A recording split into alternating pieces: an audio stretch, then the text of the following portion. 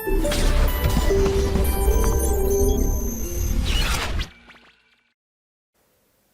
बच्चों, आज हम हमारे निश्चित समाकलन का अगला लेक्चर शुरू करने वाले हैं। और इससे पहले तक हम जो है प्रॉपर्टीज, गुणधर्म जो है निश्चित समाकलन की सब पढ़ चुके हैं। और उसमें सबसे इंपॉर्टेंट प्रॉपर्टी 5 राजा किंग, उसके बाद उसकी मदद के लिए रानी प्रॉपर्टी 6, और एक आवर्ती फलन वाली प्रॉपर्टी 7 जो हमने आखिरी में करी थी। आज जो हम शुरू करने वाले हैं ये टोटली अलग चीज़ है। निश्चित समाकलन में जो है निश्चित समाकलन का अवकलन, निश्चित समाकलन का अवकलन, समाकलन का भी अवकलन कैसे करना है वो हमें देखना है। ये जो फॉर्मूला है, ये जो थ्योरी है, इसको कहते हैं लेबनीज प्रमेय। लेबनीज गणितज्ञ थे जिन्होंने ये फॉर्मूला बनाया, जिन्होंने ये थ्योरी देखी।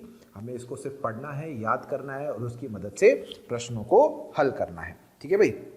तो लेबनीज प्रमेय जो है वो क्या कहती है, सबसे पहले हम क्या करने वाले हैं, हम इसका जो डेफिनेशन है, जो इसकी परिभाषा है, स्टेटमेंट है, वो हम लिख लेते हैं। ठीक है। तो इसकी परिभाषा है, यदि, लिखेंगे आप सब, यदि f(x) एक सतत फलन है,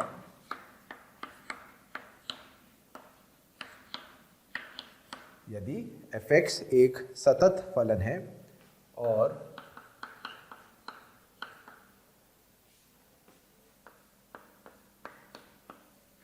इंटीग्रेशन gx से hx f t dt। ठीक है, ध्यान से देखें भाई, अगर fx एक सतत फलन है और f t dt का समाकलन कर रखा है gx से hx, ध्यान रखें अंदर t का फलन है और बाहर जो सीमाएं हैं वो x का फलन। तो इसका मतलब जब समाकलन करके हम सीमाएं रखेंगे hx माइनस gx तो आखिरी आंसर x का फलन आएगा। मतलब i आखिरी में x का एक फलन होगा।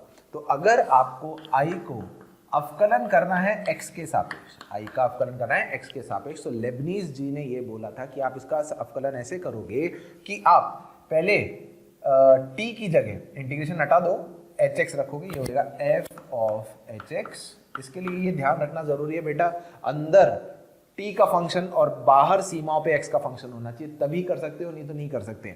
f of hx into h dash x, hx का डेरिवेटिव माइनस, अब निचली सीमा फंक्शन में रख दो, f of gx into g dash x। ये है भाई एक निश्चित समाकलन के अवकलन का फॉर्मूला, जिसे हम लेबनीज प्रमेय या लेबनीज फॉर्मूला भी बोलते हैं। ठीक है, क्या ध्यान रखना है, f सतत होना चाहिए, और जब समाकलन हमने किया तो सीमाएं x का फंक्शन है और अंदर t का फंक्शन है, तब हम i को x के सापेक्ष करेंगे, क्योंकि x के सापेक्ष क्यों करेंगे भाई, जब हम सीमाएं रखेंगे तो आखिरी आंसर समाकलन करने पर अगर आता तो x का फंक्शन आता, तो हम i को x के सापेक्ष जो है अवकलन कर सकते हैं। बस इस फॉर्मूले से हेल्प ये हुई कि हमें पहले समाकलन नहीं करना पड़ रहा, कि हम पहले समाकलन कर रहे हैं और फिर अवकलन कर रहे हैं। डायरेक्ट t की जगह hx रखो into h dash x, minus फिर t की जगह gx रखो, f of gx into g dash x। इस फॉर्मूले से हम अवकलन जो है निश्चित समाकलन का कर सकते हैं। ठीक है, क्वेश्चन के थ्रू हम इसको और बढ़िया तरीके से समझने की कोशिश करते हैं। जैसे कि पहला क्वेश्चन, यदि x है 1 से लेकर z स्क्वायर तक, 1 से लेकर z स्क्वायर तक, t square cos t dt, और y है z स्क्वायर से लेकर 1 तक t square into cos t log t dt के बराबर। ठीक है, तो आपको फाइंड करना है, ज्ञात करना है dy बाय dx कितना होगा। आपको याद करना है कि dy बाय, यहाँ पे एक मिनट में दोबारा देख लूँ x में क्या लिखा हुआ है, T square cos t log t dt, यहाँ पे भी log t है, और y में है z स्क्वायर से 1 t square into cos t log t dt। ठीक है भाई, तो अब हमें dy बाय dx जो है ये ज्ञात करना है। अच्छा देखो, x समाकलन करने पे किसका फंक्शन आएगा, z का, और y भी किसका फंक्शन आएगा, z का। तो अगर आप dy बाय dx इस पर ज्ञात करना चाहते हो तो आपको पहले dy by dz upon d x by d z करना पड़ेगा। ठीक है, आपने अवकलन चैप्टर में हमने पढ़ा है एक फंक्शन का जो है क्या कहते हैं इसे प्राचलिक जो अवकलन है वो कैसे करते हैं, क्योंकि इसमें y प्राचल है तो सॉरी z प्राचल है, y को भी z के रूप में और x को भी z के रूप में लिखा हुआ है, तो dy by D Z upon d x by D Z ये हमें हल करना है। अच्छा चलो, तो पहले dy बाई डी जेड जरा हल करा जाए। dy बाई डी जेड कैसे हल करेंगे, अब इसमें हम लगाएंगे लेबनीज फॉर्मूला। कैसे लगेगा लेबनीज फॉर्मूला भाई, पहले ऊपरी सीमा रखी जाएगी, t की जगह हर जगह 1, तो 1 cos 1 log 1 तो 0 ही होगा, और वैसे भी 1 का अवकलन 0 आएगा, तो पहला तो 0 हो गया, माइनस अब निचली सीमा रखी t की जगह, तो t स्क्वायर मतलब z की power 4 cos z square log z square, और z स्क्वायर का डेरिवेटिव हो गया 2z। ऐसे ही अपने निकाला dx by D Z, dx by D Z मतलब x को डिफ्रेंशिएट करना है z के सापेक्ष, तो फिर लेबनीज जहाँ जहाँ t लिखा है उसकी जगह z स्क्वायर रख दो, तो z की घात 4 cos z square log z square और z स्क्वायर का डेरिवेटिव 2z, और फिर जब 1 रखूंगा तो log 1 0, और वैसे भी 1 का कांस्टेंट है तो उसका खुद का अवकलन 0 आ जाएगा। तो बेटा dy बाई डी एक्स का मान कितना हो गया, दोनों को भाग दे दिया, समान संख्या लिखी है बस चिन्ह का अंतर है, तो इसका अवकलन आ गया -1। आ गया समझ में कैसे हमने लेबनीज जो है उसका इस्तेमाल किया। ठीक है भाई, चलिए आगे fx फंक्शन दे रखा है, समाकलन e की घात 2x से e की घात 3x t upon log t dt, t upon log t dt। x जहाँ प्रश्न में दिया है धनात्मक संख्या है, तब आपको fx का अवकलन log x के सापेक्ष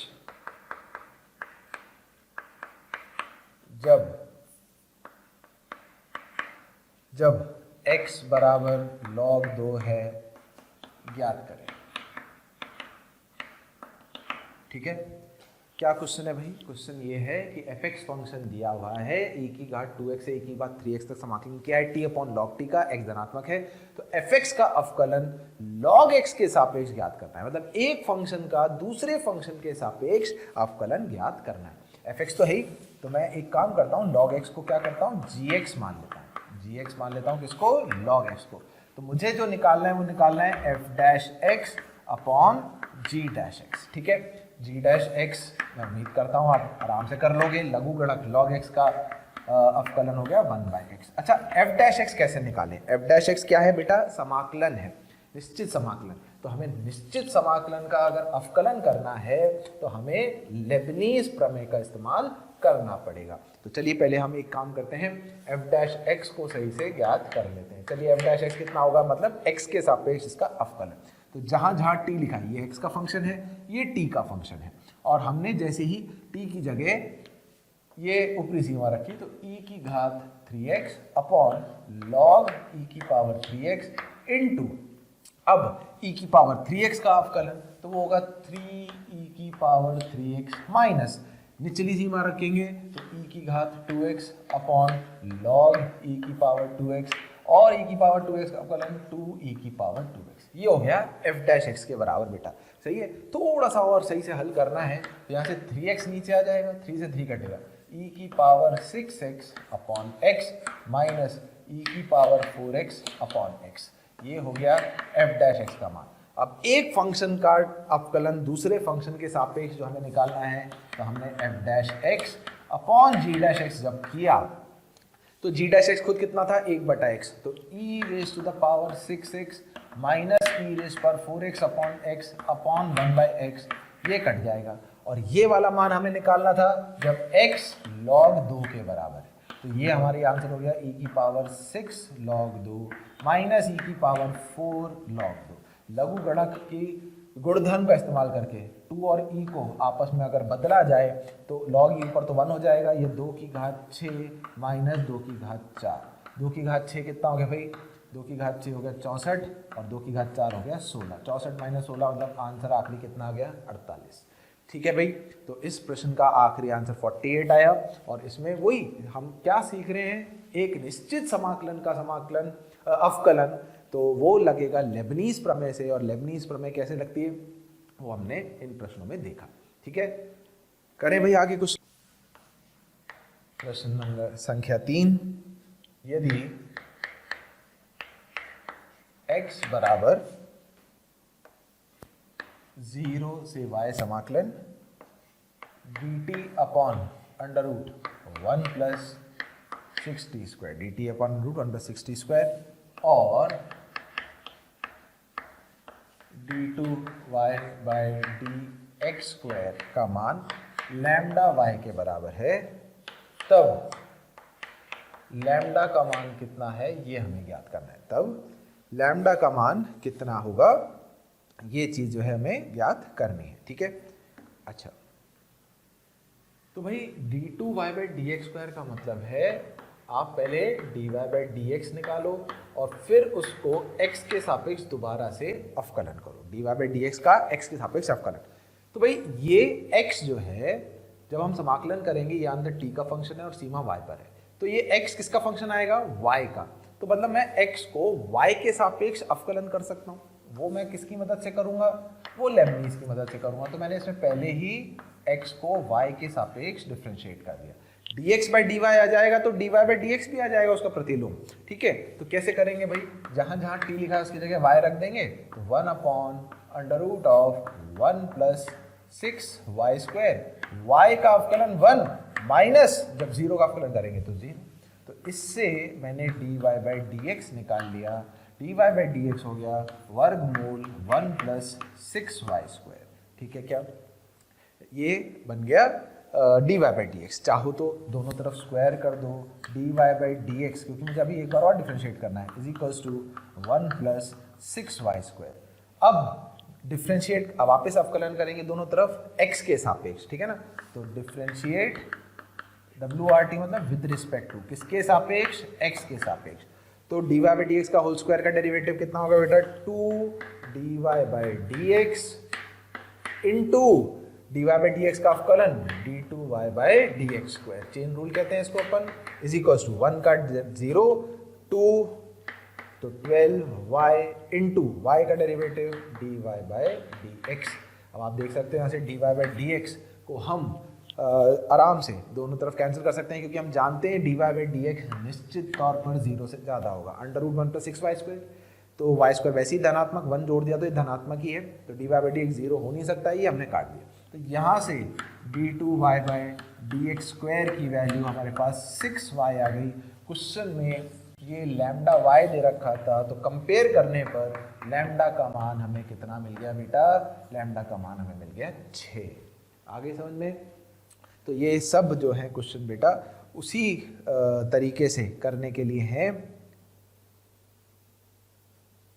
जिसमें हम लेबनीज जो है प्रॉपर्टी वो अपनी इस्तेमाल करते हैं। ठीक है, चलो और मैं आपको एक आध क्वेश्चन देता हूँ प्रैक्टिस करने को, फटाफट प्रैक्टिस करें, फिर इसी के मैं और अच्छे क्वेश्चन आपको करवाऊंगा। नेक्स्ट क्वेश्चन, x बराबर समाकलन 1 से लेके t square z log z dz और y बराबर समाकलन t स्क्वायर से लेकर 1 तक z square log z dz।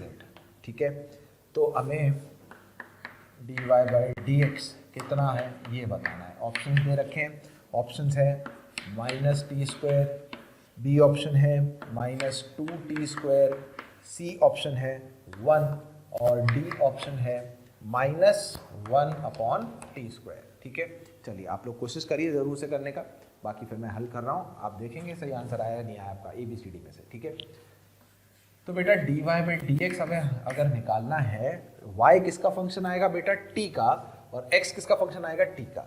तो y और x अगर t के फंक्शन है तो dy बाई dx कैसे निकलेगा, dy by dt upon dx by dt। चलो dy बाई dt, y को t के सापेक्ष अगर डिफरेंशिएट करना है, लेबनीज लगाए हमने, तो जब ऊपरी सीमा रखेंगे तो पहले तो 0 आ जाएगा क्योंकि 1 का डेरिवेटिव 0 आएगा, माइनस अब हमने z की जगह t रख दिया, तो t की घात 4 log टी स्क्वायर, और टी स्क्वायर का डेरिवेटिव हो गया 2t divided by dx by dt, z की जगह t, तो T square log T square, और टी स्क्वायर का डेरिवेटिव 2t हो गया बेटा, ठीक है। तो यहाँ से log टी स्क्वायर से log टी स्क्वायर गया, 2t से 2t गया, और इसकी वैल्यू आ गई माइनस टी स्क्वायर के बराबर। इसकी वैल्यू किसके बराबर आ गई? माइनस ऑफ टी स्क्वायर के बराबर। तो d y by d x हमारा वैल्यू माइनस टी स्क्वायर, मतलब सही आंसर क्या है इसका बेटा? ए आंसर आ गया। ठीक है, समझ में आ गई बात? ये हो गया क्वेश्चन नंबर 4। चलिए अगला क्वेश्चन करते हैं, क्वेश्चन नंबर 5। अब मैं आपको बहुत बढ़िया बढ़िया प्रकार के क्वेश्चन करा रहा हूँ, बिल्कुल ध्यान से सोचना है, इनके कंसेप्ट को समझना है और फिर हमें देखना है, ठीक है। तो ये मैं कर रहा हूँ, आपको करने की ज़रूरत नहीं, मैं आपको करके बता रहा हूँ कि कैसे। 5 क्वेश्चन नंबर 5 है, यदि x आपको 0 से π/2 अंतराल के बीच में दे रखा है, ठीक है, तब आपको f ऑफ साइन π/12 का मान निकालना है। यदि fx है बराबर 0 से sine square x sine inverse root t d t. Thank you प्यारे बच्चों, आप सभी हमारे मोशन के जो वीडियोस हैं उनको आप देख रहे हैं और अपना प्यार हम सबके साथ बांट रहे हैं, उसके लिए बहुत बहुत धन्यवाद। और मैं आपसे रिक्वेस्ट करता हूं कि आपको नीचे डिस्क्रिप्शन में जो लिंक दिया गया है, ताकि आप हमारे लेक्चर्स, वीडियो लेक्चर्स आराम से देख सकें, उसके लिए आप लिंक पर जाके क्लिक करें और अपना एनरोलमेंट सुनिश्चित करें। उसके अलावा अगर आप हमारे डाउट्स सॉल्विंग उसको एनरोल करना चाहते हैं, साथ ही साथ स्टडी मटेरियल भी चाहते हैं, तो वो भी डिस्क्रिप्शन में जो लिंक दिया गया है उस पर जो प्रीमियम हमारा अकाउंट है उस पर क्लिक करके आप उसको एनरोल कर सकते हैं। प्लस 0 से cos square x cos inverse root t d t के बराबर, ठीक है भाई। बहुत ही बढ़िया कंसेप्ट, बहुत ही बढ़िया क्वेश्चन। कैसे हम इसको हल करेंगे आइए ये देखते हैं, ठीक है। x पहले क्वाड्रेंट में है 0 से π/2, हमें f ऑफ साइन π/12, π/12 मतलब साइन 15 डिग्री की वैल्यू निकालनी है, यदि fx हमें ये दे रखा है। अब देखो ये तो तय है कि हमें पहले ही x नहीं रखना है, तो कोई इसका समाकलन कौन करने बैठेगा? साइन इनवर्स रूट टी, वो भी है ना, और कॉस इनवर्स रूट टी। अच्छा, मुझे एक चीज समझ में आ रही है कि अगर मैं आपसे sine inverse root t plus cos inverse root t बोलूं तो आप खट से बोलोगे कि सर ये तो π/2 होगा। ये तो गुणधर्म है प्रतिलोम त्रिकोणमितीय फलनों का कि sine inverse x plus cos inverse x π/2 होता है। तो पर इन दोनों को जोड़ने के लिए सीमाओं का समान होना भी जरूरी है, तभी मैं इंटीग्रेशन एक साथ लिख सकता हूँ कॉमन लेके, और sine inverse x plus cos inverse x। पर यहाँ तो सीमाएं बराबर नहीं है, 0 0 तो ठीक है, ऊपरी सीमा साइन स्क्वायर x है और यहाँ ऊपरी सीमा कॉस स्क्वायर x है। अच्छा, एक काम करें, अंदर t का फंक्शन है और लिमिट x पर है। एक बार अगर मैं इसका अवकलन करके देखूं, fx का अगर मैं आपसे बोलूं एक बार अवकलन करते हैं। चलो, अवकलन करने के लिए हमने कौन सी प्रॉपर्टी का इस्तेमाल किया भाई? लेबनीज लगेगा इसके अंदर, लगेगा ही, होता है ना। तो t की जगह हमने रखा साइन स्क्वायर x, तो रूट साइन स्क्वायर x हो गया कितना बोलो? साइन x, तो sine inverse sine x। x कहाँ से कहाँ तक है? 0 से π/2। प्रतिलोम त्रिकोणमितीय फलनों में आपने गुणधर्म पढ़ा है, अगर x 0 से π/2 होगा तो sine inverse sine x x हो जाएगा। अभी मैं लिखता हूँ, और फिर साइन स्क्वायर x का अवकलन जो होगा 2 sine x cos x plus आगे, अच्छा 0 रखने पे 0 आ रहा है ना अवकलन में, ठीक है। अब जब इसका करूंगा तो रूट t की जगह cos x आ जाएगा, तो बनेगा cos inverse cos x। x 0 से π/2 अभी मैं बताता हूँ, और cos स्क्वायर x का अवकलन -2 sin x cos x आएगा, ठीक है भाई। क्योंकि x 0 से π/2 था, यहाँ और यहाँ काम आएगी वो चीज़। देखो सब चीज़ें जुड़ गई हैं, हर चैप्टर। मैंने पहले बोला आपको आवर्ती फलन रिवाइज करो, नहीं समझ में आ रहा है तो प्रतिलोम त्रिकोणमितीय फलन याद होना चाहिए वैसे तो, वो फिर रिवाइज करो। देखो साइन इनवर्स साइन x 0 से π/2 में x ही होता है, कॉस इनवर्स कॉस x 0 से पाई तक इनफैक्ट x होता था, तो इसको मैं x लिख लूंगा तो ये हो गया 2x sin x cos x और ये हो गया -2x sin x cos x जो 0 आ गया। f डैश x जो अंतराल हमें दिया है उसमें 0 है, इससे क्या मतलब निकलता है? किसी फलन का अगर उसका अवकलन 0 होता है, इसका मतलब fx फंक्शन निश्चित तौर पर एक कांस्टेंट फंक्शन होगा। समझते हैं? एक अचर फलन होगा। x के हर मान के लिए, x के हर मान के लिए उसकी वैल्यू कांस्टेंट आएगी। पर ये कांस्टेंट होगी क्या, कैसे पता चले? देखो ये तो पता चल गया कि fx कांस्टेंट होगा। f ऑफ sin π/12 पूछते, f ऑफ 1 पूछते, f ऑफ 2 पूछते, सबका मान समान आएगा। पर वो मान कैसे आएगा? अब उसके लिए मैंने ये बोला कि ये गुणधर्म अगर हमें इस्तेमाल करना है तो सीमाओं का बराबर होना जरूरी है। तो sin स्क्वायर x और cos स्क्वायर x क्या 0 से π/2 अंतराल में कभी बराबर होंगे? हाँ, वो π/4 पे बराबर होंगे। तो क्यों ना x को π/4 रखा जाए। वैसे भी फलन तो कांस्टेंट है, जो f ऑफ π/4 का मान होगा क्या वही 0 से π/2 के बीच में x के हर बिंदु पर मान होगा, क्योंकि fx एक अचर फलन था। तो f ऑफ π/4 में सीमाएं हो गई 0 से 1/2, sin π/4 1/√2, cos π/4 1/√2, उनका वर्ग किया तो 1/2। मैंने अब लिमिट सेम हो गई तो इंटीग्रेशन एक साथ लिखकर फलन लिख लिया, sin inverse √t plus cos inverse √t dt, और ये होता है π/2 के बराबर। तो π/2 इंटीग्रल 0 से 1/2 dt, इसका इंटीग्रेशन t आया, लिमिट रखने पर 1/2, तो आंसर आ गया π/4। ये किसकी वैल्यू है? f of π/4। तो इसका मतलब fx हमेशा कांस्टेंट π/4 के ही बराबर होगा जब x 0 से π/2 हमें दिया हुआ होगा। तो आखिरी अगर हमसे पूछे what is the value of, हमसे पूछा जा रहा है sin π/12 की क्या वैल्यू होगी, तो बेटा वो भी आंसर π/4 ही आएगा, क्योंकि sin π/12 रूट पॉजिटिव आंसर है। पॉजिटिव मतलब ये जो इनपुट है ये 0 से π/2 के बीच में ही आने वाला है। आप चेक कर लो, √3 - 1/2 √2 इसका मान होता है, तो इसका आंसर π/4 आ जाएगा। समझ में आया? बहुत बढ़िया तरीका है, बहुत अच्छा क्वेश्चन है समझने के लिए। तो मैं आपको जब बताऊंगा तब fx सतत फलन है, fx सतत फलन है और सभी x ग्रेटर देन 0 के लिए fx ग्रेटर देन 0 है। ठीक है, प्रश्न में ये दे रखा है fx एक सतत फलन है और जब भी x ग्रेटर देन 0 है तब fx भी ग्रेटर देन 0। यदि fx की घात 101 is equals to 1 plus integral 0 से x ft dt, तब f ऑफ 101 का मान कितना है ये ज्ञात करना है। f ऑफ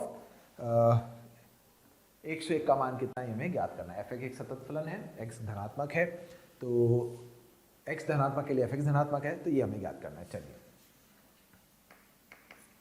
हम शुरुआत करते हैं इस वाली समीकरण से। अब यहाँ देखो fx तो पता नहीं है, उसका समाकलन कर रखा है, तो हम क्या करते हैं इस इक्वेशन को fx की पावर 101 = 1 प्लस 0 से x ft dt। अच्छा, यहाँ सीमा जो है वो x का फंक्शन है और अंदर t का फंक्शन है, तो मैं लेबनीज के इस्तेमाल से एक बार दोनों तरफ x के सापेक्ष डिफरेंशिएट करता हूँ। तो डिफरेंशिएट विद रिस्पेक्ट टू मतलब इसके सापेक्ष, x के सापेक्ष अवकलन करा, तो ये आएगा 101 fx की घात 100 और fx का अवकलन f dash x is equal to 1 plus, ये लेबनीज लग जाएगा बेटा, t की जगह x, तो fx x का अवकलन 1 और 0 का अवकलन 0, तो ये बन जा रहा है अपने पास जो भी वैल्यू आ रही थी। ठीक है, डैश ये 1 नहीं आएगा यहाँ पर, सॉरी 1 कहाँ से अवकलन किया ना। हाँ बेटा, तो अगर मैं ऐसे 101 चाहूँ तो ले जाओ दूसरी तरफ, कोई दिक्कत नहीं है। तो f डैश x आएगा, एक fx कट जाएगा क्योंकि fx धनात्मक है, हमें ऑलरेडी बोल रखा है, और 0 से x तक जा रहे हैं, x वैसे ही पॉजिटिव है, तो fx को हम काट सकते हैं। तो f डैश x की वैल्यू कितनी हो गई भी? f डैश x की वैल्यू हो गई 1 अपॉन fx की घात 99 है ना। अब हमें करना क्या होगा भाई, अब हमें fx किसी तरह से निकालना होगा। ये एक हो गई, इसको कहते हैं अवकलनीय समीकरण, डिफरेंशियल इक्वेशन। अब इसको कैसे हल करेंगे भाई, f डैश x का मतलब है dy बाई dx है ना, 1/101 y की पावर 99। तो मैं y की पावर 99 तो dy के साथ रखता हूँ is equals to dx upon 101 रखता हूँ और कर देता हूँ दोनों तरफ समाकलन। तो y की घात 99 का y के सापेक्ष समाकलन y की power 100 upon 100 is equals to x upon 101 plus कुछ कांस्टेंट ऑफ इंटीग्रेशन जो है वो भी बनकर आने वाला है। अब हमें यहाँ से ये जो कांस्टेंट है इसकी वैल्यू निकालनी। तो देखो कांस्टेंट की वैल्यू कैसे निकलेगी भाई, अगर मैं आपको इधर पहली वाली जो इक्वेशन है इसमें आपको बोलूं x को 0 रख दो, तो f ऑफ 0 की घात 101 का मान, x को 0 रखा तो 0 0 0 हो जाएगा, ये 1 हो गया। तो f ऑफ 0 का मान कितना आ गया बेटा 1। तो यहाँ पर f ऑफ 0, x को अगर आप 0 रखो, f ऑफ 0 का मान 1 है, तो 1/100 इज इक्वल टू c की वैल्यू आ गई। बस जैसी कांस्टेंट आया तो मेरे पास क्या आ गया, y की power 100 minus 1/100 is equal to x upon 101। अब हमें किसका मान निकालना था भाई, f ऑफ 101। तो अब इस क्वेश्चन में x को 101 अगर आप रख दो तो y की घात 100 minus 1/100 is equal to 101 upon 101, ये कट गया। तो y की पावर 100 कितना हो गया बेटा, 101 हो गया, 100 प्लस 1। तो y ऑफ 101, f ऑफ 101 का मान हो गया 101 की पावर 1/100। ठीक है क्या, ये इसका आखिरी आंसर है। ठीक है, तो ऐसे ही प्रकार का मैं और एक आध क्वेश्चन आपको करा देता हूं जिससे आपको समझ में आ जाएगा कि पहले हम लेबनीज़ से अवकलन करेंगे। 7वां क्वेश्चन, यदि fx x के सभी वास्तविक मानों के लिए सतत, यदि fx x belongs to r के सभी मानों के लिए सतत है, तब f स्क्वायर x बराबर इंटीग्रल 0 से x f t sin t upon 2 plus cos t dt ये दे रखा है। तब fx फंक्शन क्या है ये हमें ज्ञात करना है, fx फंक्शन कितना होगा ये ज्ञात करना है। चलिए देखिए कैसे हल करेंगे भाई हम इस क्वेश्चन को। f स्क्वायर x बराबर 0 से x, अब यार ये इंटीग्रेशन fx ही नहीं पता तो कैसे करें। तो ऐसे क्वेश्चनों को हमेशा हल करने के लिए पहले हम दोनों तरफ डिफरेंशिएट कर देते हैं। x के सापेक्ष अवकलन करेंगे तो इसका अवकलन आएगा 2fx into F dash x बराबर, अब यहाँ लेबनीज़ लगाएंगे, जहां जहां t लिखा है वहां सब जगह x, तो fx into sine x upon 2 plus cos x. एक fx कॉमन आ जाएगा तो बेटा fx का मान 0 भी हो सकता था, एक आंसर तो ये हो गया, fx 0 हो सकता है। और जब fx 0 नहीं है, ठीक है, तो 2f डैश x बराबर sine x upon 2 plus cos x. तो अब इसे हल करना है तो 2 times integral dy upon dx को इधर ले जाऊंगा, integral sine x upon 2 plus cos x dx। ये तो 2y बन गया, इसको समाकलन करना है तो 2 प्लस कॉस एक्स को t रखा तो माइनस साइन एक्स dx क्या हो गया dt, तो माइनस dt अपॉन t। तो इसका समाकलन 2y बराबर minus log 2 plus cos x plus integration का कुछ कांस्टेंट भी आएगा, है ना, क्वेटर संख्या। अब हमारा एम पहले ये कांस्टेंट ऑफ इंटीग्रेशन का वैल्यू निकालने का है। वो कैसे निकलेगा भाई, वो इधर से ही निकलेगा। तो अगर इस समीकरण में मैं आपको बोलूं x को 0 रख दूं तो f स्क्वायर 0 का मान 0 हो जाएगा, क्योंकि 0 से 0 इंटीग्रेशन 0 आएगा। f ऑफ 0 0 हो गया, तो इसमें भी जब मैंने x को 0 रखा, y 0 था, तो 0 is equal to minus log 3 plus c, x को 0 रखने पे cos 0 1, तो c की वैल्यू log 3 आ गई। तो 2y बराबर log 3 minus log 2 plus cos x, तो वो हो गया log of 3 upon 2 plus cos cos x। So fx function का मान हो गया 1/2 log 3/2 प्लस cos x। ठीक है, थोड़ा सा कंसेप्ट जो है इसमें, ये इंटीग्रेशन का अवकलनीय समीकरण जब आता है उससे आता है, इतने मुश्किल नहीं है ये वाले, इसलिए ये फंक्शन fx निकालना था, fx फंक्शन तक पहुंच चुके हैं। ठीक है, अच्छा, लेबनीज का इस्तेमाल कई बार लिमिट्स वगैरह के क्वेश्चन में भी कर लेते हैं। कैसे करते हैं लिमिट्स?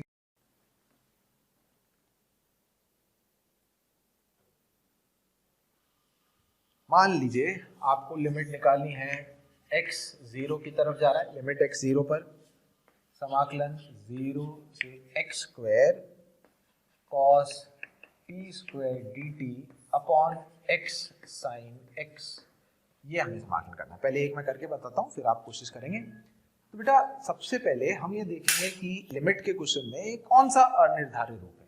तो जब आपने x को 0 रखा, 0 से 0 समाकलन करने पे ये 0 आएगा और भाग में भी 0 आ जाएगा, तो ये 0/0 वाला अनिर्धारित रूप है। अच्छा, इस क्वेश्चन को हल करने से पहले जो हमें पता है standard limit sin x upon x, तो पहले वो तो बना ही लेते हैं।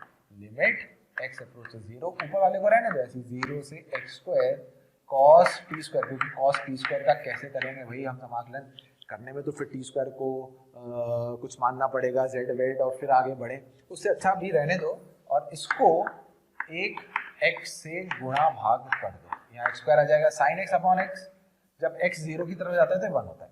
तो अब हमारा क्वेश्चन बदल गया, 0 से x square cos t square dt upon x square.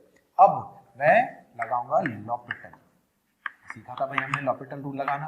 तो अगर मैं लॉपिटल लगाऊंगा तो ऊपर और नीचे दोनों का अवकलन अलग अलग करना है। अच्छा, ऊपर का अवकलन अब किस प्रॉपर्टी से होगा? समाकलन का अवकलन होता है लेबनीज से। लॉपिटल तो लगा ही दिया, साथ ही साथ में समाकलन का अवकलन करने के लिए लेबनीज लगाया। तो t की जगह हमने x रखा, तो cos x की घात 4 और x स्क्वायर का डेरिवेटिव 2x अपॉन नीचे x स्क्वायर का डेरिवेटिव 2x आ गया, x 2 से 2 कैंसिल हो गया, और x को जब 0 रखा तो इसका लिमिट कितना आ गया भाई? इसका लिमिट आ गया 1। प्यारे बच्चों, हमें रोज ढेरों और ढेरों कमेंट्स मिल रहे हैं और उसमें हमें स्टूडेंट्स की रिक्वेस्ट भी आ रही है कि सर हमें इस पर्टिकुलर टॉपिक का वीडियो चाहिए या इस पर्टिकुलर टॉपिक के हमें कुछ क्वेश्चंस चाहिए। तो मेरी आपसे एक रिक्वेस्ट है कि आप मोशन के जो है यूट्यूब चैनल पे जाइए, उसको सब्सक्राइब करिए, उसके बेल आइकन को दबाइए ताकि आपको सारे नोटिफिकेशंस टाइम टू टाइम मिलते रहें।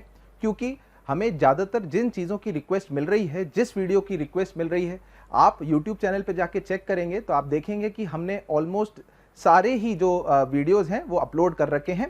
तो आप उसको आराम से एनरोल करके वीडियोस देख सकते हैं ताकि आप उसका ज़्यादा से ज़्यादा जो है फ़ायदा उठा सकें। समझ में आई बात? तो कैसे हमने लिमिट में जो है पुराना जो सीखा वो तो यूज किया ही, लॉपिटल इस्तेमाल किया, लॉपिटल लगाते टाइम लेबनीज का इस्तेमाल करना पड़ा, ये हमने देखा। ठीक है, चलो अब मैं कुछ क्वेश्चन देता हूं आपको, आप खुद कोशिश करो एक आध लिमिट का करने की। ठीक है, तो जैसे लिमिट x 0 की तरफ अगर जा रहा है और आपको निकालना है 0 से लेकर x इंटू e की घात t square dt upon 1 minus e की घात x स्क्वायर। ठीक है, ये लिमिट निकालनी है। अब यार सबसे पहले ये देखो, अंदर t का फंक्शन और x भी आ गया, हम किसके सापेक्ष समाकलन कर रहे हैं? t के सापेक्ष। तो t के सापेक्ष समाकलन कर रहे हैं तो बेटा x तो कांस्टेंट था, तो आप इस x को समाकलन के बाहर ले जाके लिख सकते हो। तो मैंने इसे लिखा x 0 से x e की घात t square dt upon 1 minus e की पावर x स्क्वायर। अच्छा, इनफैक्ट ये जो बाहर x आया है, क्या मैं इसको ऐसे नीचे भाग में भी ले जा सकता हूँ? क्योंकि जब मैं x को 0 रख रहा हूँ तो ये 0/0 वाला सिचुएशन आ रहा है। एक हमने स्टैंडर्ड फॉर्मूला पढ़ा था, याद कराता हूँ आपको, लिमिट x अप्रोच से 0 e की घात x माइनस 1 अपॉन x कितना होता है? 1 होता है। e की घात x माइनस 1 अपॉन x, यहाँ x स्क्वायर है तो यहाँ x स्क्वायर बनाने के लिए मैंने एक x से गुणा भाग दे दिया। ये 1 होता था तो ये वाली लिमिट पूरी कितनी हो जाएगी बेटा? -1। तो ये मैंने माइनस से बाहर ले लिया। अब जो बच रहा है वो बच रहा है समाकलन 0 से x e की घात t square dt upon x का। अब इस लिमिट को हल करने के लिए मैंने लगाया लॉपिटल। लॉपिटल में क्या करते थे, एल ऑपिटल में ऊपर का अवकलन अलग नीचे का अलग, ऊपर का अवकलन, अब समाकलन का अवकलन होगा लेबनीज से, तो ये बन जाएगा minus limit x approaches 0, t की जगह x तो e की घात x स्क्वायर, x का डेरिवेटिव 1 e की power x square upon 1, e की पावर x स्क्वायर अपॉन 1, और x को 0 रखा तो e की पावर 0 1 होता है, माइनस बाहर है तो आखिरी आंसर कितना आ गया, -1। आखिरी आंसर कितना आ गया, -1। आ गई बात समझ में भाई? तो इस प्रकार से ये जो लिमिट वाले क्वेश्चन है उनमें हमें प्रोसीड करना पड़ता है। चलो एक क्वेश्चन और मैं आपको देता हूं आपकी प्रैक्टिस के लिए। लिमिट x 0 की तरफ 1/x³ इंटीग्रल 0 से x t square upon t की घात 4 + 1 dt, t square upon t की घात 4 + 1 dt, ये लिमिट हमें हल करनी है कि कितना इसका आंसर आ रहा है। ठीक है, तो सबसे पहले x को जब 0 रख रहे हैं तो 1/0 और 0 से 0 तो 0/0, मतलब अगर मैं इसको ऐसे लिख लूँ तो लिमिट x अप्रोचेस 0 0 से x t square upon t की घात 4 + 1 अपॉन x³, इस रूप में मैं लिखूं तो ये कौन सा अनिर्धारक रूप है बेटा, ऊपर भी 0 और नीचे भी 0। तो अब मैं शुरुआत कहाँ से करूंगा, लॉपिटल से करूंगा। लॉपिटल लगाने के लिए मुझे ऊपर वाले का डिफरेंशिएशन करना है, उसमें लेबनीज लगेगा, तो जहां जहां t लिखा है उसकी जगह मैं x रख देता हूं, तो x² अपॉन x की घात 4 + 1 लिमिट x अप्रोचेस 0 अपॉन इसका अवकलन 3x², तो आप देखो x² से x² कट गया। अब आपने x को 0 रखा तो 1/0 + 1 × 3, तो आंसर अनिर्धारक रूप में कांस्टेंट वैल्यू आ गई जो कि है 1/3। तो लॉपिटल उधर तक ही लगाते हैं जब तक कि अनिर्धारक रूप विलुप्त ना हो जाए, जिस स्टेप पे विलुप्त हो जाती है वहां x का मान रखकर लिमिट निकाल लेते हैं। तो इसका आंसर कितना, चलिए अगला प्रश्न देखते हैं। बहुत बढ़िया क्वेश्चन है, बहुत सही कंसेप्ट है, बिल्कुल ध्यान से सीखेंगे। एडवांस में कई बार इस कंसेप्ट पर जो है प्रश्न पूछ, चाहे तो 2 स्टार लगाएं, रिवाइज करते टाइम स्टार मतलब हमें इन क्वेश्चंस पे जो भी कंसेप्ट है उनको ध्यान रखना ही। तो यदि f(x) बराबर x प्लस -1 से 1 समाकलन कर रहे हैं x y² plus 1 f(y) dy, ठीक है, तो f(x) किसके बराबर है ये पता लगाना है, f(x) किसके बराबर है ये हमें पता लगाना है। देखो बेटा, ऐसे क्वेश्चन को हल करने के लिए, ऐसे प्रश्न को हल करना है, f(x) बराबर, f(x) मतलब x का फंक्शन होना चाहिए, किसके सापेक्ष इंटीग्रेशन हो रहा है, y के सापेक्ष। तो बेटा जब x y² fy लिखूंगा तो x y के सापेक्ष कांस्टेंट है, उसको मैं बाहर लिख सकता हूं, तो x समाकलन हो गया -1 से 1 y² fy dy का, और एक समाकलन हो गया -1 से 1 f(y) dy। अच्छा ये बताओ क्या ये निश्चित समाकलन है, फंक्शन कुछ भी हो, फंक्शन होगा, कुछ तो होगा फंक्शन, ये जो संख्या है ये कोई कांस्टेंट संख्या आएगी ना भाई। निश्चित समाकलन निश्चित सीमाओं में -1 से 1 में करेंगे तो कोई निश्चित संख्या आएगी। तो मैंने इसको थोड़ी देर के लिए a अज्यूम कर लिया और इसको मैंने b मान लिया, है ना, मैंने मान लिया कि ये कांस्टेंट संख्या a के बराबर है और वो कांस्टेंट संख्या b के बराबर। तो ऐसा मानते ही मेरे पास जो फंक्शन मुझे दिखा वो दिखा x plus ax plus b के रूप में, f(x) मुझे दिखा x plus ax plus b के रूप में, जहां a किसके बराबर था बेटा, a था -1 से 1 y² f(y). अच्छा f(y) मतलब अगर इस समीकरण में x की जगह मैं y रख दूं तो क्या मिलेगा मेरे को बताओ, y plus ay plus b के बराबर dy के सापेक्ष मिलेगा कि नहीं मिलेगा। तो भाई यार ये तो मैं इंटीग्रेट कर ही सकता हूं, पहले मैंने फंक्शन को खुद ऐसे माना और यहाँ f(y) की जगह इधर से खुद वैल्यू रख दी, तो क्या बन गया ये a बताओ, समाकलन -1 से 1 y³ plus ay³ plus by² dy, correct.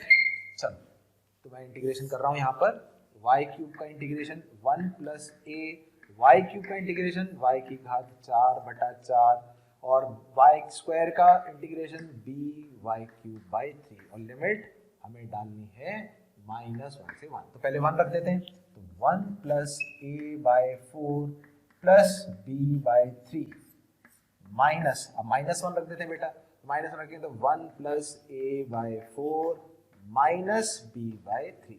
आप देखो 1 प्लस a/4 से 1 प्लस a/4 तो कट गया, तो a का मान कितना हो गया 2b/3, a का मान 2b/3। पहला इक्वेशन आ गया। अब आगे ऐसे ही b को लिख लेते हैं। b की वैल्यू किसके बराबर थी, -1 से 1 f ऑफ y dy है, सॉरी यहाँ पे f ऑफ y dy। अच्छा f ऑफ y मतलब इधर x की जगह y रखो, तो 1 plus a into y plus b d y. चलो इंटीग्रेट करो, तो b बराबर 1 प्लस a, y का इंटीग्रेशन वाई स्क्वायर बाई 2 -1 से 1 प्लस dy -1 से 1। तो b इज इक्वल टू, जब हमने 1 रखा तो 1 प्लस a बाई 2, करेक्ट। और जब हमने -1 रखा तो minus of 1 plus a by 2, ये तो कट गया। जब हमने 1 रखा तो b माइनस b, तो ये हो जाएगा। तो इससे b is equal to 2b आ रहा है या b इज इक्वल टू 0 आ रहा है। अच्छा b 0 को इसमें रख दिया हमने, 2b/3 था, b को हमने 0 रख दिया तो a की वैल्यू भी 0 आ गई। और a और b अगर 0 आ गया, हमने यहाँ पर रख दिया, तो हमारे पास फंक्शन क्या बन गया भाई, fx बराबर x। आ गई समझ में? बहुत बढ़िया क्वेश्चन, बहुत बढ़िया तरीका क्वेश्चन को हल करने का। फिर से समझा दूं, जो हमने लिखा हुआ था y के सापेक्ष समाकलन था, तो x को मैंने बाहर लिख लिया। अब क्योंकि ये निश्चित समाकलन है, फाइनाइट लिमिट्स, निश्चित सीमाओं में समाकलन कर रहे हैं, तो जो भी समाकलन आएगा वो आएगा कोई कांस्टेंट वैल्यू, तो इसको a मान लिया, इसको b मान लिया। तो फंक्शन तो हमने लिख लिया fx equal x plus ax plus b के फॉर्म में। अब a क्या था, y square into f of y, क्योंकि ये fx था, इसमें x की जगह y रखूंगा तो f ऑफ y भी पता है, तो इधर मैंने f ऑफ y रखकर समाकलन किया एक समीकरण, ऐसे ही b में f ऑफ y का समाकलन किया दूसरा समीकरण। a और b में दो कंडीशंस आ गई, हल किया। इस क्वेश्चन में a और b 0 आ गए, किसी क्वेश्चन में हो सकता है नहीं भी आए, जो आंसर आएगा वो यहाँ रख देंगे तो हमें fx फंक्शन मिल जाएगा। ठीक है, ठीक है बच्चों। अब लेबनीज का फॉर्मूला पढ़ने के बाद, उसके क्वेश्चंस करने के बाद, नेक्स्ट फॉर्मूला है वॉलीज फॉर्मूला। क्या बोलते हैं, वॉलीज फॉर्मूला, वॉलीज का फॉर्मूला। और ये किस प्रकार के इंटीग्रेशन में काम करना है याद रखना है, और इस प्रकार का अगर निश्चित समाकलन आएगा तभी हम ऐसे फॉर्मूला लगाना है। तो सीमा होनी चाहिए 0 से π/2, साइन x की घात में m है, cos x की घात में n है dx। m और n दोनों प्राकृत संख्याएं 1 से बड़ी होनी चाहिए, m और n दोनों प्राकृत संख्याएं 1 से बड़ी होनी चाहिए, लिमिट 0 से π/2 होनी चाहिए। तो इसका मान होता है किसके बराबर, k इंटू, k क्या है समझाता हूं, k इंटू m, ऊपर m में से एक घटाओ, m-1 into m-3 into m-5, m में से सारी विषम संख्याएं घटानी है, 1, 3, 5, और तब तक घटाओ जब तक कि आखिरी पद 1 या 2 नहीं आ जाता। 2 आ जाएगा तो भी रुक जाओ, 1 आ जाएगा तो भी रुक जाओ। Same into n-1 into n-3 into n-5, कब तक, जब तक कि 1 या 2 न आ जाए।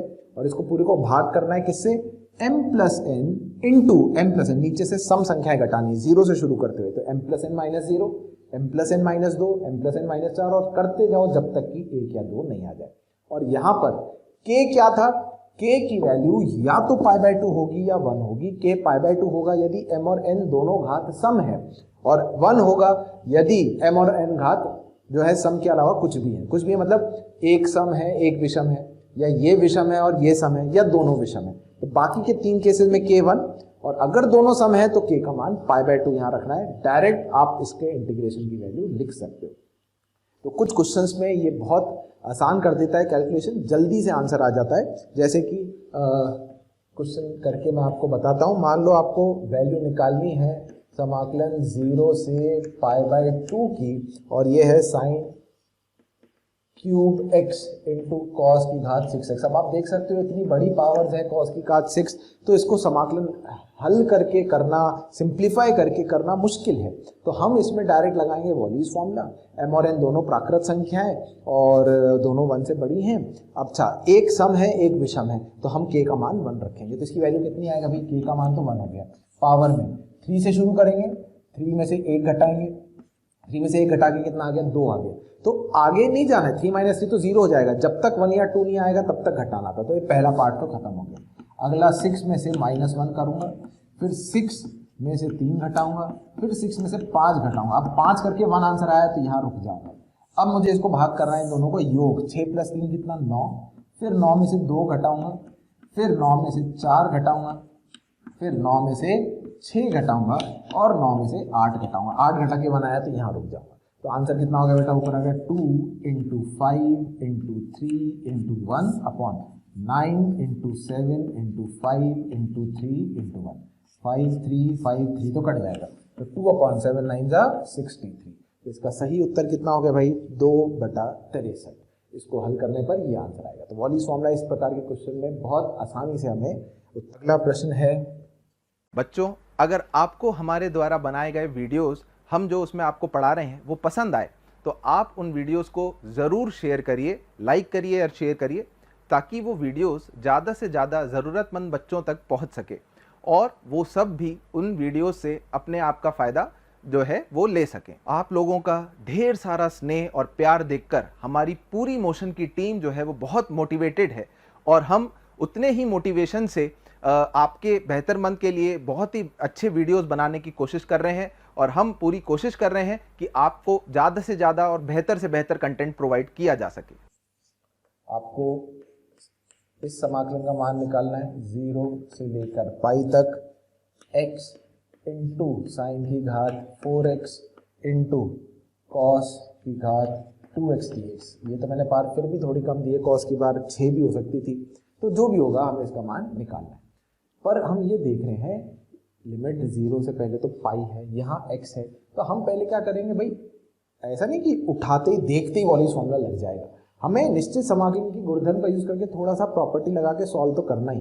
तो सबसे पहले मैं x को क्या रखूंगा, पाई माइनस x। ये बदलेगा तो इसका मतलब property king, property 5, sine pi minus x sine x, cos pi minus x minus cos x, पर सम घात है तो प्लस ही रहेगा। तो आई क्या वैल्यू क्या आ जाएगा, इसको समीकरण 1 मान लेता हूँ, 0 से पाई, पाई माइनस एक्स साइन की घात 4 cos square dx। Equation number 2, इन दोनों को कर दिया हमने ऐड, तो 2i बराबर 0 से pi plus x minus x वाला कट गया, पाई एक बाहर आ गया, साइन की पावर 4 कॉस स्क्वायर dx। ठीक है, यहाँ तक तो पहुंचे। अब इसके बाद अगर आपने x को पाई माइनस एक्स रखा तो कोई बदलाव नहीं हुआ, तो हमने बोल दिया कि क्वीन प्रॉपर्टी अब हम लगाएंगे, लिमिट चेंज करके 2 नीचे उतार लेंगे। अच्छा 2 नीचे उतारेंगे, 2 मैंने उड़ा दिया, तो पाई 0 से पाई बाई 2 साइन की पावर 4 कॉस स्क्वायर dx। अब इसके आगे हल करना है तो वॉलीस फॉर्मूला अब हम लगा सकते हैं, क्योंकि ये वॉलीस फॉर्मूला वाले पार्ट में कन्वर्ट हो गया। समझ में आई बात? तो यहाँ वॉलीस फॉर्मूला अप्लाई होके अब जल्दी से आंसर आ जाएगा। तो ये हो गया पाई, है ना, और बाकी सब जो भी है वो हम ब्रैकेट में लिख लेते हैं। यहाँ m और n दोनों सम है, तो k का मान कितना आएगा भाई, पाई बाई 2। अच्छा ब्रैकेट शुरू कर रहे हैं, सबसे पहले 4 माइनस 1 करेंगे, फिर 4 माइनस 3 करेंगे, 1 आ जाएगा तो रुक जाएंगे। नेक्स्ट 2 से शुरू करेंगे, 2 में से 1 2 माइनस 1 जैसी आप करोगे तो यहाँ आप रुक जाओगे। 2 माइनस 1 कितना हो गया, 1 हो गया। अच्छा नीचे m प्लस n से शुरुआत करनी है, तो m प्लस n 6, फिर 6 माइनस 2 6 माइनस 4, जैसी 2 आ गया मैं यहाँ रुक जाऊंगा। तो वैल्यू कितनी हो गई बेटा, pi into pi by 2 into ऊपर आ गया 3 इंटू 1 इंटू 1, नीचे कितना आ गया 6 इंटू 4 इंटू 2, 3 दूनी 6 काट देंगे तो ऊपर तो हो गया पाई स्क्वायर, और नीचे कितना हो गया बेटा, 2 दूनी 4, 4 इंटू 4 16, 16 दूनी 32, पाई स्क्वायर बाय 32 इसका जो है सही आंसर आ रहा है।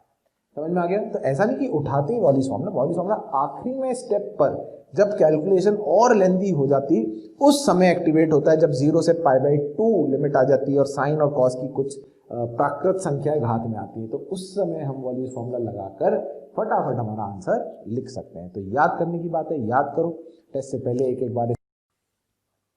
ठीक है बच्चों, अगली चीज जो हम इसमें बहुत इंपॉर्टेंट पढ़ने वाले हैं वो है किसी भी श्रेणी पे सीमा चढ़ा रखिए, आपको उस श्रेणी का योग निकालना है। उस योग का हम निकालेंगे निश्चित समाकलन के माध्यम से। इसे हम इंग्लिश में बोलते हैं definite integration of limit as a sum. ठीक है, हमने सीमा चैप्टर में कुछ क्वेश्चंस करे थे जिसमें हमने सैंडविच प्रमेय का इस्तेमाल किया था जब हम योग नहीं निकाल पा रहे थे। उसी प्रकार से अब ऐसी श्रेणियाँ आएंगी जिसमें मान लीजिए हमें सीमा निकालनी है, हम उसका योग तो नहीं निकाल पा रहे, हम उसका योग निकालेंगे किसकी मदद से? निश्चित समाकलन की मदद से। बहुत ध्यान से समझिएगा बेटा, बहुत इंपॉर्टेंट है ये वाला जो पूरा टॉपिक है। इसमें देखिए क्या होता है, ऐसे समझते हैं, मान लीजिए fx फलन का ग्राफ हमें दे रखा है, ये fx फलन का ग्राफ है x के सापेक्ष, और हमें x बराबर a से x बराबर b तक, x बराबर a से x बराबर b तक ये जो fx और x अक्ष के बीच में जो क्षेत्रफल परिबद्ध है, इस क्षेत्रफल को ज्ञात करना है। क्या करना है? ये जो fx फलन के ग्राफ और x अक्ष से परिबद्ध क्षेत्रफल है, ये क्षेत्रफल ज्ञात करना है। हम जानते हैं, ये एरिया में a से लिख रहा हूं कि ये जो एरिया होगा ये निश्चित समाकलन में, क्योंकि फलन धनात्मक है, तो a से b fx dx में जब करता हूं तो ये वाला जो मान है ये एरिया के ही बराबर आता है। पॉजिटिव आएगा तो ये एरिया के बराबर आएगा। अच्छा, अब देखिए क्या कर रहे हैं, ध्यान से देखना। मैंने a से h दूरी पर, a से h दूरी पर, ये जो दूरी है ये h दूरी है, तो ये जो x इसका कोऑर्डिनेट हो जाएगा, ये a प्लस h हो जाएगा। हो जाएगा नहीं हो जाएगा? समझ में आ रहा है ना? साथ साथ बिल्कुल समझते रहना। h दूरी पर मैंने एक दूरी पर एक और लाइन खींची, तो वो x जो उसका निर्देशांक होगा a से h आगे जोड़ दिया तो a प्लस h हो जाएगा। अच्छा, इधर जब x को a रखा तो उसका जो आउटपुट है वो f ऑफ a के बराबर था। यहाँ जो आउटपुट आएगा वो f of a plus h के बराबर आएगा। ठीक है, अब ऐसे सोचो, अगर मान लो मैं ऐसे ये आयत बनाता हूँ पूरा, है ना, ये मैंने एक आयत बना लिया, तो ऊपर एक बहुत छोटा सा ना ऐसे त्रिभुज सा दिखेगा, बहुत छोटा सा ट्राइंगल सा दिखेगा मेरे को। हाँ, और ऐसे ही फिर h दूरी पर मैंने एक लाइन खींची, फिर h दूरी पर मैंने लाइन खींची, तो ऐसे h दूरी पर मैंने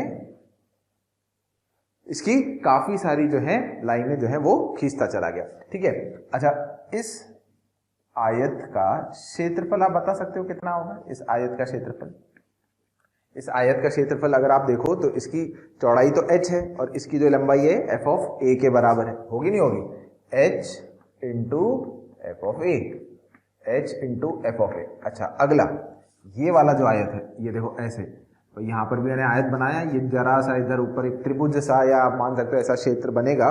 तो इस आयत का जो क्षेत्रफल होगा, ये चौड़ाई तो h ही है और इसकी जो लंबाई है ये f of a plus h के बराबर है, तो h into f of a plus h। सही है।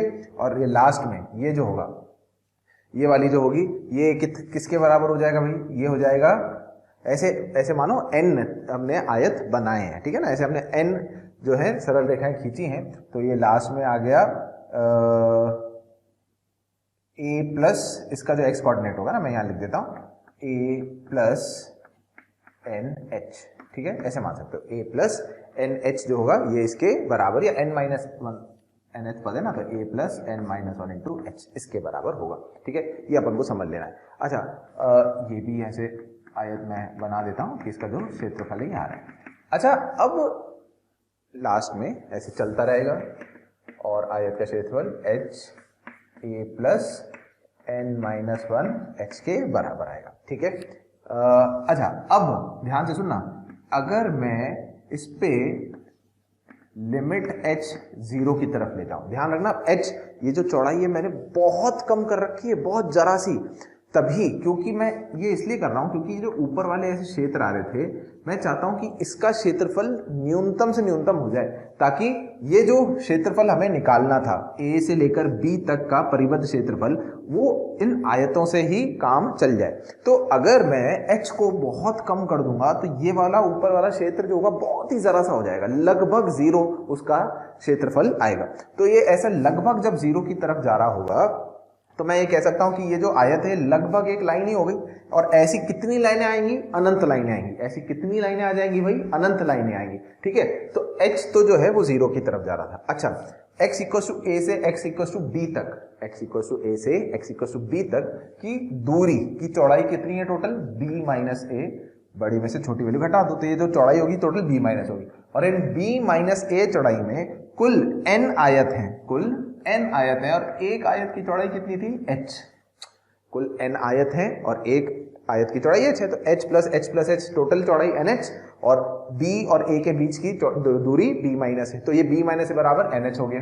ठीक है, तो यहाँ से h हमें पता चल गया कि इसकी value b minus a upon n के बराबर हो गई। ठीक है, अच्छा सबसे पहली चीज h हमें पता है 0 की तरफ जा रहे हैं, n जो है वो किसकी तरफ जाएगा, अनंत की तरफ। अरे भाई जब h बहुत कम होगा तो ऐसे कितने आयत, या आयत बोलो तो एकदम एक लाइन ही हो गई, वो एकदम जरा सी दूरी पर, तो कितनी सरल रेखा हो जाएंगी, अनंत। तो n तो इन्फिनिटी की तरफ जाएगा, तो आप n को 1/h भी बोल सकते हो, नहीं क्या, n इन्फिनिटी जा रहा है, 1/0 इन्फिनिटी की तरफ जाएगा, n जो है वो लगभग 1/h हो जाएगा। ठीक है, अच्छा अब ये जो लिमिट h अप्रोचेस 0 है, मैं इसको सिग्मा की फॉर्म में लिखना चाहता हूं। देखो सिग्मा फॉर्म में मैं कैसे लिखूंगा, ऐसे sigma h into f of a plus R H, जहां r की वैल्यू 0 से n-1 तक बदल रही है। बताओ लिख सकते हो कि नहीं लिख सकते हो भाई, ये जो कुल क्षेत्रफल होगा ये क्षेत्रफल a के बराबर आएगा नहीं आएगा। हमने बोला जब लिमिट h अप्रोचेस 0 कर दी तो जरा से ऐसे इन्फिनाइट, ऐसे अनंत क्षेत्र आ रहे हैं, और उन अनंत आयतों का टोटल योग हमने कर दिया, तो वो टोटल योग जो होगा वो fx और x अक्ष से परिबद्ध क्षेत्रफल के बराबर है, तो इसका मान a के बराबर होगा। अच्छा इसी को मैंने सिग्मा फॉर्म में लिख दिया भाई, है ना, इज इक्वल्स टू ये a के बराबर होगा। h की वैल्यू हमें पता है कितनी है, h की वैल्यू है b minus a upon n, h की वैल्यू कितनी है, b minus a upon n के बराबर। ठीक है, तो लिमिट जो है वो h की बजाय अब हम चाहें तो n पर चढ़ा सकते हैं, n किसकी तरफ जाएगा, इन्फिनिटी की तरफ, सिग्मा r 0 से n-1, h की जगह मैंने क्या रख दिया, b minus a upon n f of a plus, ठीक है क्या, a plus r into h कितना है, b minus a upon n। ये बेटा मैं उसका प्रूफ कर रहा हूं जो स्टैंडर्ड फॉर्मूला होता है, और इसकी जो वैल्यू होती है वो किसके बराबर होती है, इंटीग्रल a से b fx dx, ये दोनों क्षेत्रफल का एरिया बराबर होता है। ठीक है क्या, ये तो हो गया बेटा स्टैंडर्ड फॉर्मूला जो डिराइव किया जाता है, किताबों वगैरह में लिखा जाता है। ठीक है, तो हमने लिमिट को डेफिनेट इंटीग्रेशन के, लिमिट एक श्रेणी के सम को जो हमें आयत का जोड़ जोड़ के अनंत आयतों का एरिया निकाला, तो वो fx और x अक्ष से परिबद्ध क्षेत्रफल के बराबर, उसे हम इंटीग्रेशन फॉर्म में लिख सकते हैं। अब इसका अगर मैं आपको एक स्पेशल केस समझाऊं, है ना, एक स्पेशल केस, तो स्पेशल केस ये कहता है कि यदि मैं a को 0 और b को 1 मान, यदि मैं a को 0 और b को, मैं क्वेश्चन कैसे करेंगे वो भी समझाऊंगा बेटा आपको, यदि हम a को 0 और b को 1 माने, ठीक है, तो इसमें अगर मैं ये सारी चीजें रख दूं, a को 0 रख दूं और b को 1 रख दूं, तो ये क्या बन जाएगा, देखें जरा, limit n approaches infinity sigma r is equal to 0 से n-1, 1 अपॉन n बचेगा सिर्फ, a को 0 b को 1 तो 1 अपॉन f ऑफ a तो 0 हो ही गया और b को मैंने 1 रख दिया, तो r अपॉन n, सही है क्या, ये सिर्फ इतना सा बन जाएगा, is equals to integral a से b मतलब 0 से 1 fx dx हो जाएगा इसके बराबर। अच्छा बेटा सिग्मा r पर था, तो यहाँ 1 अपॉन n जो है वो तो r पे डिपेंड ही नहीं कर रहा है, तो कांस्टेंट है, तो 1/n को मैं सिग्मा के बाहर ले जाके लिख सकता हूँ, तो limit n approaches infinity 1 upon n integral r is equal to 0 to n-1 f of r by n 0 से 1 fx dx, इसमें बदल जाता है। तो अब आपको जो ध्यान रखना है वो ये ध्यान रखना है कि जो 1 अपॉन n आता है वो इंटीग्रेशन में सिग्मा फॉर्म में जब 1/n आता है उसको आपको dx, 1 अपॉन n dx क्या होता है, बहुत जरा सा x में चेंज, और 1 अपॉन n बहुत छोटी सी क्वांटिटी, तो 1 अपॉन n को आपको dx से बदलना है r अपॉन n, ये देखो r अपॉन n को आपको x से, जहां जहां r बाय n आएगा क्वेश्चन में उसको श्रेणी में, उसमें उसको आपको x से बदलना है, सिग्मा के साइन को आपको इंटीग्रेशन के साइन से बदलना है, सिग्मा के साइन को इंटीग्रेशन के साइन से, और जो निचली सीमा होगी है ना r इनिशियल लिख रहा हूं, इनिशियल मतलब निचली जो सीमा होगी उसकी वैल्यू आप कैसे निकालोगे बेटा, उसकी वैल्यू निकलेगी लिमिट, या मैं ऐसे बोल देता हूं जहां से जहां तक हमें इंटीग्रेट करना है, ठीक है, तो लोअर लिमिट, लोअर लिमिट मतलब निचली सीमा, ठीक है। लोअर लिमिट की वैल्यू क्या होगी, limit n approaches infinity r initial, मतलब स्टार्टिंग में r कितना था डिवाइडेड बाय n, ये तो आपकी निचली सीमा आएगी। और अपर लिमिट मतलब ऊपरी सीमा किसके बराबर आएगी, लिमिट n जा रहा है इंफिनिटी की तरफ r फाइनल अपॉन n। ये स्टेप्स अगर आपने ध्यान रख लिए बेटा तो बस फिर क्वेश्चन सॉल्व हो गया। हमें श्रेणी दे रखी होगी, हम उस श्रेणी में सब जगह r बाय n बनाएंगे, r बाय n को x से, 1 अपॉन n को dx से, समीशन वाले को इंटीग्रेशन से।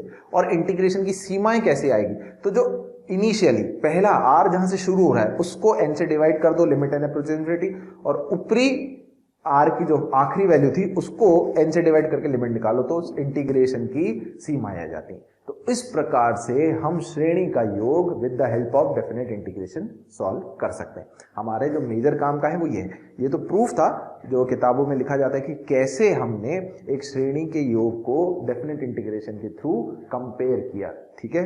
अब इसके जब हम क्वेश्चंस करेंगे तब आप लोग और मैं क्वेश्चन आपको ये सीमा ज्ञात करनी है, लिमिट n जा रहा है अनंत की तरफ 1 upon n plus 1 upon n plus 1, 1/n+2 फिर 1/4, ठीक है।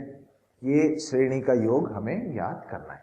अब सीमा में देखो भाग में हर चीज बदलती जा रही है, तो हम इसका योग तो कर नहीं सकते।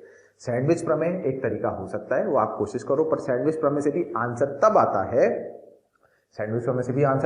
तब आता है जब उससे जो छोटा फलन की सीमा है और उससे बड़े फलन की सीमा है वो दोनों समान वैल्यू। अगर वो समान नहीं होती तो हम कहते हैं कि इसकी जो सीमा है वो, मान लो वो पहले वाला फंक्शन जो था छोटा, उसके सीमा 1 आती है और बड़े की 2 आती है, तो इसकी वैल्यू 1 से 2 के बीच में होगी, पर एग्जैक्ट क्या होगी पता नहीं। अब हम इंटीग्रेशन से कैसे करेंगे, तो सबसे पहले हमारा जो मकसद है वो है इसमें व्यापक पद लिखना, इस श्रेणी का व्यापक पद लिखना। 1 upon n, 1 upon n+1, 1 upon n+2। तो हमें ये दिख रहा है कि इस श्रेणी का व्यापक पद n प्लस r के बराबर होगा, नहीं होगा। और जहां पर हमें सिग्मा में कन्वर्ट करना है, r का मान 0 से शुरू होगा, फिर 1 2 3 रखूंगा तो 1 upon n, 1 upon n+1, n+2 चलता जाएगा, और लास्ट में यहां ध्यान से देखना 4n है। 4n का मतलब क्या, मैं से n+3n लिख सकता हूं। देखो हर टर्म्स में n तो चल ही रहा था, तो आखिरी को मैंने n+3n लिखा, तो आखिरी में n की वैल्यू कहां तक जाएगी, 3n तक, लिमिट n अप्रोचेज इंफिनिटी। अब अगर हमें निश्चित समाकलन का इस्तेमाल करना है तो आपको ध्यान रखना है, आपको r बाय n बनाना है। r अपॉन n बनाने के लिए मैंने नीचे से n कॉमन निकाला, ठीक है बेटा। Limit n approaches infinity, sigma किस पर है, r पर, r 0 से 3n तक जा रहा है, 1 बाय n कॉमन निकाल लिया, तो 1 upon 1 plus r by n आ जाएगा। बस अब जैसे ही आपको ये सब चीजें जो मैंने लिखी उस फॉर्म में कन्वर्ट होते हुए दिखें तो शुरू हो जाना है। कैसे शुरू हो जाना है, सर ने बोला था सिग्मा इंटीग्रेशन के साइन में कन्वर्ट हो जाएगा, 1 अपॉन n dx में कन्वर्ट हो जाएगा, और जहां r अपॉन n लिखा है वो x से बदल देना है, तो ये dx अपॉन 1 प्लस x हो गया। अब हमारा काम सिर्फ निचली और ऊपरी सीमा निकालना है। तो r की पहली वैल्यू 0 थी, तो r की पहली वैल्यू 0, तो निचली सीमा होगी 0 upon n, 0 upon n, n अनंत की तरफ जाएगा तो कितना आएगा बेटा, 0 ही आएगा। और ऊपरी सीमा कितनी थी, 3n, ऊपरी सीमा 3n थी, नीचे n था, 3n को n से डिवाइड करके n इन्फिनिटी करूंगा, n से n कटेगा तो ऊपरी सीमा जो है वो 3 आ जाएगी। समझ में आ गई बात। तो अगर हम इसका समाकलन करें 0 से 3 में, तो जो इसका मान आएगा वो ही उस सीमा का भी मान होगा। इसका इंटीग्रेशन अब आप जानते हैं बहुत सिंपल है, log 1 प्लस x, लिमिट कहां से कहां तक, 0 से 3 तक। तो जब आपने 3 रखा तो log 4 माइनस log 1, log 1 0 होता है, तो आखिरी आंसर कितना आ गया, log 4। समझ में आया। तो बहुत ही सिंपल टेक्निक है, हमें सिर्फ व्यापक पद लिख के सही से उसको सिग्मा की फॉर्म में लिखना है, और जो जो स्टेप्स आपको सिखाए उसके अनुसार आप इसको चेंज करोगे, इंटीग्रेशन लास्ट में करना है, इंटीग्रेशन करोगे तो आंसर तक पहुंच जाओगे। ओके बेटे। बच्चों, अगर आप चाहते हैं कि आपको हमारे द्वारा पढ़ाए गए वीडियोस, स्टडी मटेरियल या और भी कुछ चीज़ों की ज़रूरत है वो आप तक पहुंचे, तो आप नंबर 1800 1800-2121-799। वापस रिपीट करता हूं, 1800-2121-799 पर कॉल करिए। कोई भी क्वेरी है आप इस पे कॉल करिए, आपकी क्वेरी का पूरा समाधान मिलेगा।